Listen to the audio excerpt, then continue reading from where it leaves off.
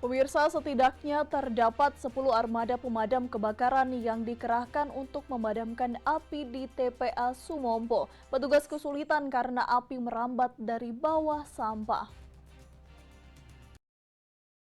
Penanganan kebakaran di TPA Sumompo Tuminting, Kota Manado masih terus dilakukan.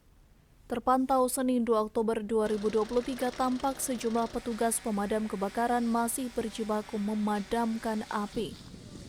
Api yang diduga berawal dari gas metana ini membakar tumpukan sampah plastik TPA Sumompo hingga merambat ke pepohonan. Setidaknya terdapat 10 armada pemadam kebakaran dan 2 tangki air DLH yang dikerahkan. Tampak dari kamera drone area kebakaran meluas cukup besar hingga menghasilkan kepulan asap yang tebal. Petugas kesulitan memadamkan api yang menjalar di bawah sampah ditambah pengaruh cuaca panas dan angin. Ya, tantangan ini berat, Pak, karena ini kondisi cuaca panas dan angin kencang. Jadi memang kami tetap terus berusaha untuk menetralisir keadaan api yang sementara menyala ini. Ini sudah tadi sudah melakukan pemadaman, tapi ini masih karena angin.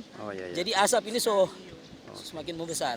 Diketahui kebakaran terjadi pada Minggu sore dan hingga kini petugas masih berjibaku memadamkan api yang makin menjalar. Opik Syarifuddin melaporkan untuk Kawanua TV.